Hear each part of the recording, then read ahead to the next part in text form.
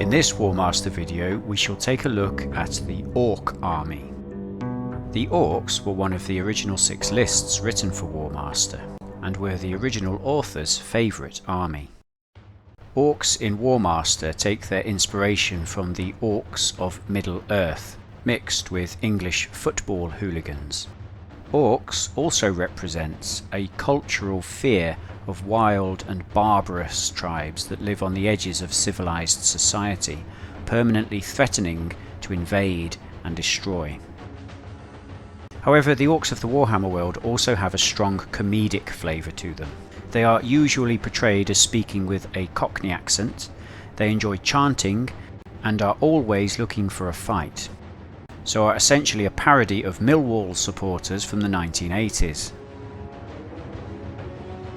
Orc society is governed by the principle that might is right, so the biggest and strongest of their kind get to boss around all the others. The more successful a leader an Orc is, the larger he grows. So to find out who the boss is, Orcs just look for the biggest one. The Orcs are one of several races that are collectively known as greenskins, the other races being the Goblins, the Hobgoblins and the Snotlings. Orcs are the biggest and meanest of the lot, whilst Goblins are smaller and weaker, but far more intelligent and dexterous, and therefore the Goblins are often enslaved by Orc tribes to keep them well supplied with food, weapons and equipment. Although they are unruly and barbaric, Orcs in large numbers are very dangerous, as in melee combat they are fierce and strong, and they delight in cruelty, savagery and wanton destruction. The great weakness of the Orcs as a whole is their lack of organisational skills, as their society is entirely tribal and rivalries between different tribes often leads to outright warfare. Orcs are happiest when they are fighting, and if there are no other enemies around, they will happily fight each other. Only the biggest and most cunning of Orc warbosses wield enough power to unite the Orc tribes. And because the Orcs will naturally want to fight for the best boss, more and more Orcs will be joined to their banner, until a critical mass is achieved, and the Orcs spill out of their homelands in a mass invasion known as a war. Due to their belligerent nature, the Orcs have a history of violence against all other races in the Warhammer world, although their most famous battles have been against the Dwarfs and against the men of the Empire. The Orcs were driven out of the Old World over 2,000 years ago due to an alliance between Sigmar and the Dwarfs. Their tribal homelands are now collectively known as the Badlands and lie directly south of the Old World, adjacent to the World's Edge Mountains. However, smaller Orc or Goblin tribes can be found in almost any corner of the Warhammer world, where they pose a constant menace to the more civilized races. On the tabletop, the Orc army is represented by a diverse mix of troop types, featuring various units of heavy infantry, also chaff infantry, heavy cavalry, light cavalry, artillery and monsters. Orcs also have access to a variety of tribal Shaman, who provide the army with magical support.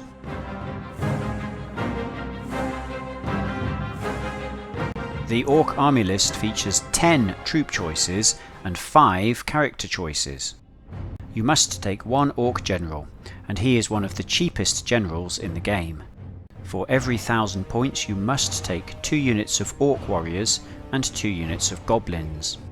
There are no restrictions on the amount of cavalry you can take, and for every 1,000 points you can take up to 6 characters. No other army has such a great selection. Your first compulsory infantry type are Orc warriors. Orcs have a medium infantry profile, but when compared to similar units in other armies, they have 1 more attack but 1 less point of armour. This makes Orcs less durable than other medium infantry such as Elves or Marauders, so don't expect them to be able to stand up to an enemy cavalry charge. It does, however, make Orcs very good at causing damage to the enemy. They will put a large dent in anything that attacks them, and when they get to charge, they will deal an impressive 15 attacks per unit. This makes Orcs equally useful as front-line melee troops, or as supporting troops to the heavier infantry in the army. The Orc stat line actually represents units of Orc Boys, Orc Biggins and Savage Orcs from the Orc list. Black Orcs are your first heavy infantry choice, and they have the standard heavy infantry profile common to many armies in Warmaster. You are limited to only 1 unit per 1000 points, however Black Orcs make an excellent frontline unit, due to their high number of hits and decent armour save. A unit of Black Orcs supported by other infantry can be relied upon to hold a position on the battlefield and see off all but the heaviest of enemy charges. Alternatively, they can be sent to assault the enemy units that are in defended terrain with a good degree of success. Black Orcs are expensive at almost twice the cost of a standard unit of Orcs, but they're also a good choice to receive a magic item to further bolster their melee prowess. Goblins are your second compulsory infantry unit, and they are the chaff unit of the army. Goblins should not be used to assault the enemy infantry, as they only have 2 attacks per stand. They do, however, come with a 15 cm shooting attack, and as the Goblins can use this to stand and shoot at enemy charges, it makes them more of a defensive unit. Goblins only have an average number of hits per stand and no armour save, so they will not last long in the face of determined enemy aggression. Goblins are, however, very cheap, so you can take large numbers of them to bolster your breakpoint. Goblins can be protected by placing them inside defendable terrain, or they can be used as supporting units for your melee infantry. Just be aware, however, that once the enemy break through your front line of infantry, the Goblins are essentially easy victory points for the enemy. One battlefield role for Goblins is to use them as artillery guards. You can place them in column on the flanks of your artillery brigade to blinker the war machines and provide defensive fire against charges. Trolls are your second heavy infantry unit, and when compared to Black Orcs they have 1 more attack but 1 less hit per stand. Trolls also come with 2 special rules.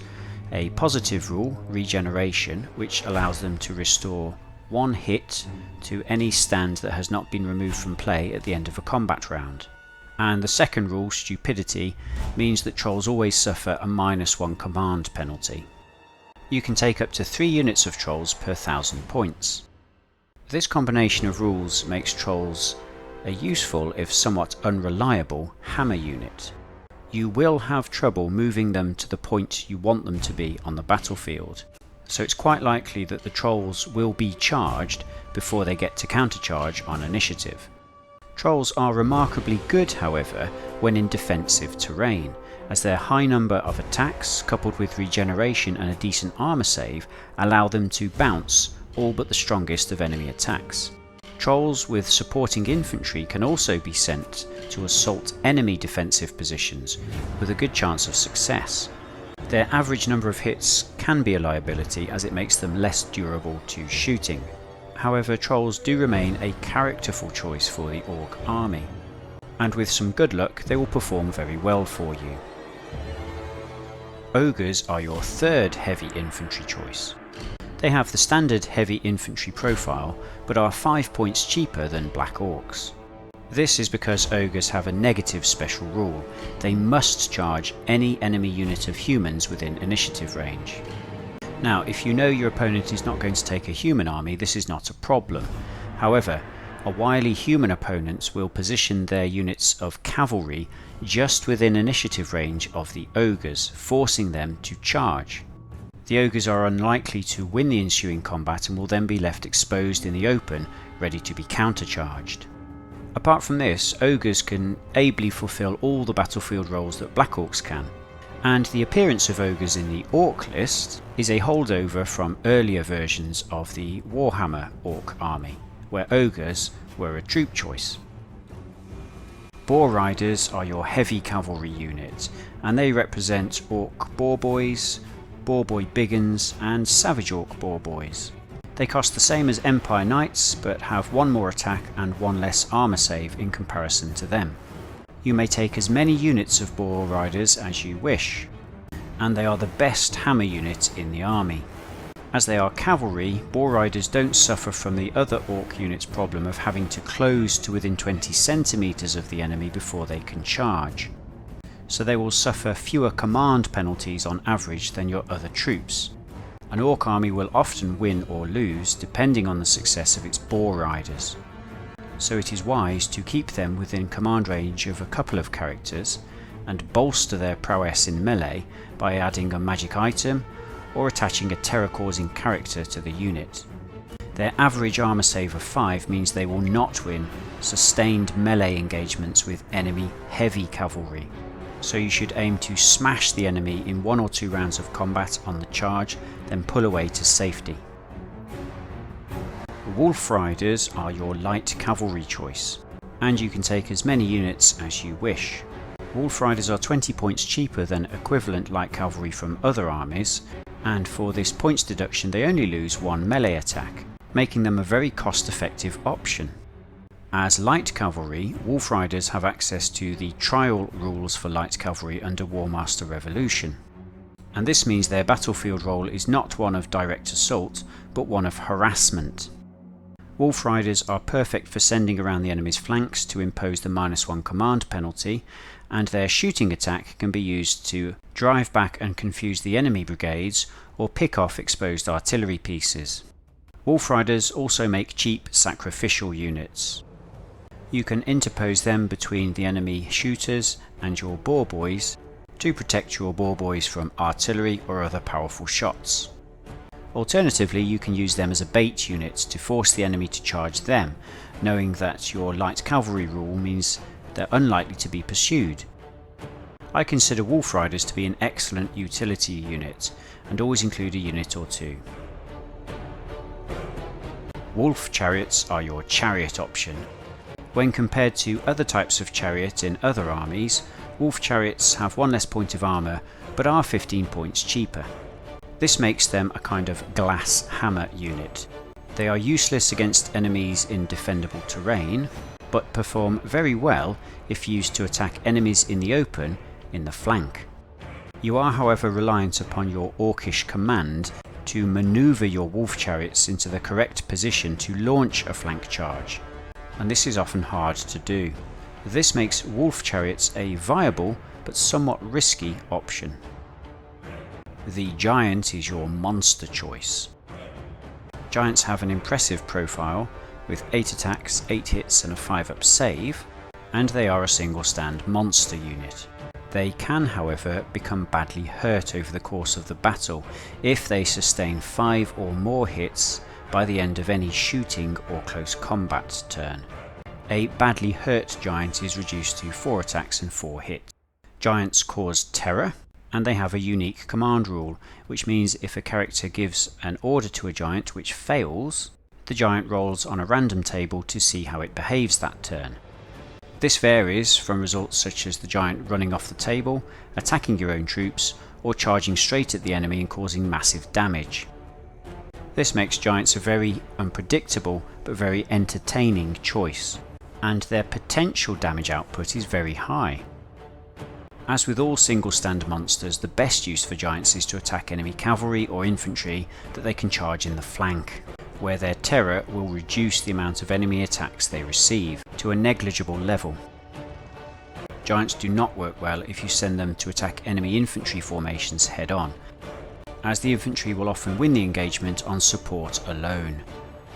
Another use for giants is as an arrow catcher unit, as their high number of hits and decent armour save will protect them from all but the heaviest of artillery.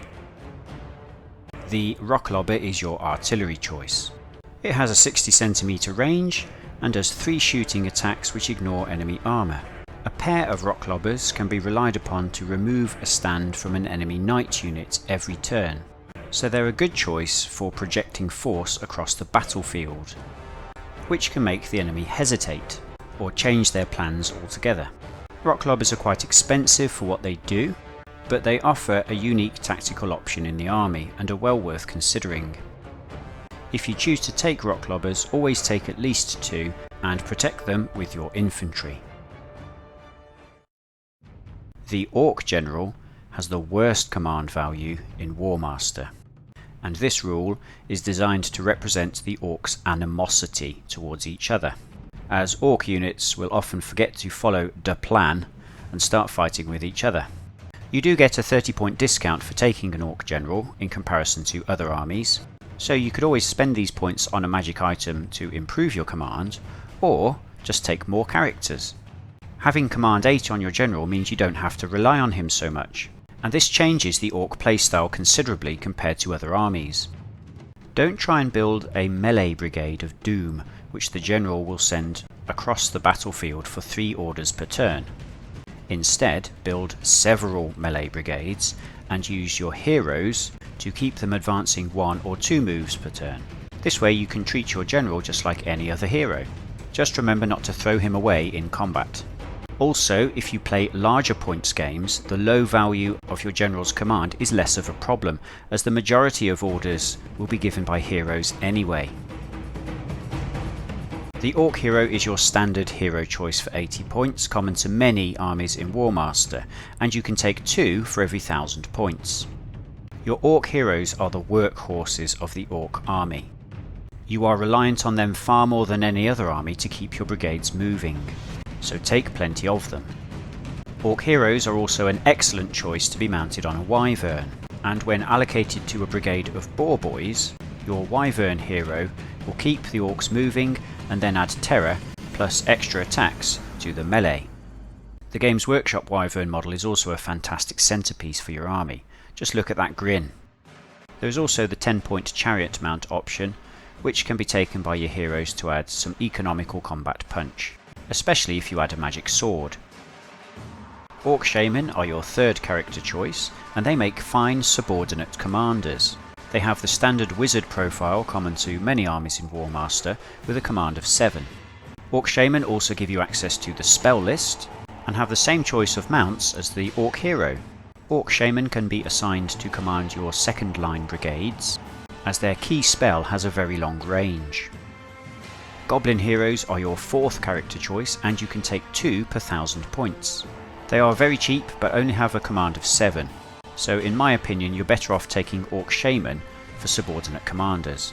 Goblin heroes do have the same choice of mounts as the Orc heroes however, so you can always put one on a Wyvern or a chariot for some very cost-effective combat punch. Goblin Shaman are your fifth character choice, and you can take 1 per 1000 points. They have an awful command value of 6, but they only cost 30 points. This means at 2000 points you can take 2 Orc Shaman and 2 Goblin Shaman, giving you 4 spellcasters for only 150 points. Goblin Shaman can be used as backup commanders should your other characters get killed off, and surprisingly they can also be mounted on a Wyvern, which makes them one of the cheapest terror-causing characters in the game. I always take the maximum amount. Your Shaman allow you access to the Orc spell list, which is actually really good. The first spell, Foot of Gork, is very hard to cast but does have a 50 cm range. It is excellent for sniping artillery pieces, but can also be used to add a few hits to a unit that's already been targeted by missile fire that turn. This spell is possibly why you would take a Ring of Magic. Gotcha is the equivalent of the standard 30 cm straight line attack spell, which is common to many lists in Warmaster. It's really good for disrupting large enemy brigades and can cause mass confusion, but is even better for adding extra hits into a close combat engagement. Geroff is the star spell in the list in my opinion. It's brilliant for breaking up enemy cavalry brigades that are getting too close, and its long range also means you can use it to target enemy artillery and send them flying back towards their own board edge. It can also cause units to crash into impassable terrain and become automatically confused, and can really ruin your opponent's battle plan. It's also fantastically fun to roleplay, and I find if you actually shout at the enemy unit you are targeting, you'll always succeed. War is also an excellent spell. It's much easier to cast and can target any unit of Orcs or Goblins engaged in melee. So the best targets for this spell are your Black Orcs, Orcs and Boar Riders. And the bonus attacks last all turn, so they can chew through the enemy combat brigades with ease. It's also a nice counter to enemy terror causers, as it beefs your units back up to their original attacks level.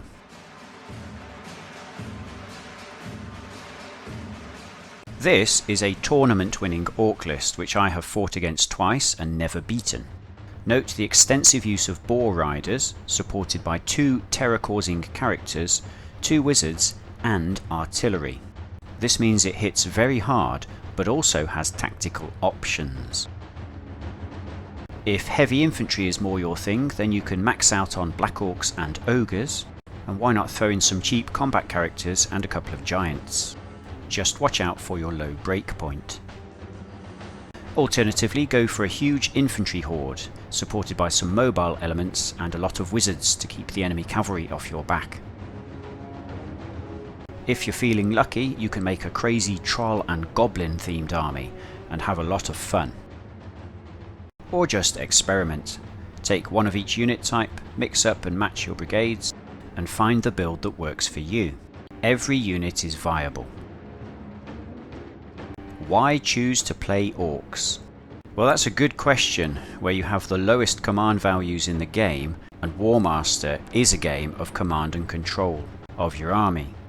Well, the Orcs are fun. They speak with funny voices and do funny things. So you can channel your inner Orc and sing battle chants as you roll your dice, praise your troops when they fight well in combat, and berate them when they won't follow orders. Orcs favour an aggressive playstyle. They are a very punchy army, so if you enjoy rolling a lot of attack dice in combat, Orcs are the army for you. Orcs are not a subtle army. You have a lot of unit options that can be sent to attack the enemy head on, so you don't really have to rely on combined arms tactics. This makes Orcs an excellent choice for beginners, as all you need to focus on is keeping your army going forward and then beating up the enemy in close combat. Orc armies favour a strong colour scheme to offset all the green, and miniatures are widely available from a number of manufacturers. Orcs are also a natural antagonist if your opponent has Empire or Dwarfs. Orcs are a solid close combat army and feature 3 types of heavy infantry. Even your compulsory Orcs are pretty good melee fighters. This means you can count on your infantry to beat the enemy infantry in combat. Your cavalry is also excellent, with Boar riders being extremely hard hitting and Wolf riders being cheap utility units. You also have the widest choice of characters in any army in Warmaster. This encourages you to take a lot of characters, so you can afford to throw them into close combat. If they die, plenty more where they came from. You have access to 2 wizards per 1000 points and an excellent spell list. Make the most of it. And because you have access to so many different types of troops in the army, you can build multiple viable types of list. For example, a heavy infantry force, a heavy cavalry force, or a horde army. This means your opponent is unlikely to know exactly what type of force they're going to face. Now clearly the Orc army's biggest weakness is its lack of strong command. You can't always rely on getting the orders off that you want at the right time, so you have to come up with contingency plans to mitigate for this. Don't just build 1 cavalry brigade, build 2, that way if the first one fails to charge, the second one might get in. The same goes for your infantry, the more brigades the better. Keep your units within command range of several characters, and try and keep your army advancing as an unstoppable wave, a few steps at a time. Once your army gets within initiative range of the enemy, you don't have to worry about commands anymore. The Orcs can't bring a strong shooting game to the table, so don't be tempted to sit back and play defensively, relying on rock lobbers to cause damage. This is not the Orc way. You have no flyers in the Orc army, so this makes you vulnerable to enemy flyers, and also means you have no quick answer to enemy artillery. Orcs also have no access to heavy armour. Their best armour save is 5 up. So enemy shooting will cause damage to the Orcs, and Orc units will lose stands in melee combat. What tactics can be used to beat the Orcs? Well, an obvious ploy is to impose command penalties to their characters. Many armies have access to spells which do this, or have flyers which can be dropped behind the Orc lines to impose the -1 for enemy near. A strong shooting game can work against the Orcs, especially if you have long range artillery. As few units in the army have more than 3 hits, They can't close the distance to your lines very fast, and they don't sport heavy armour saves. This also means that the Orcs don't fare well if forced to fight a battle of attrition. So look for opportunities to attack their weaker units such as Goblins or Orc warriors, especially with flank charges, as potentially you can kill off 2 of these units per turn, then advance into another brigade and kill off 2 more. And finally, make sure you take a Dispel scroll to stop the enemy Geroff spells ruining your battle plan.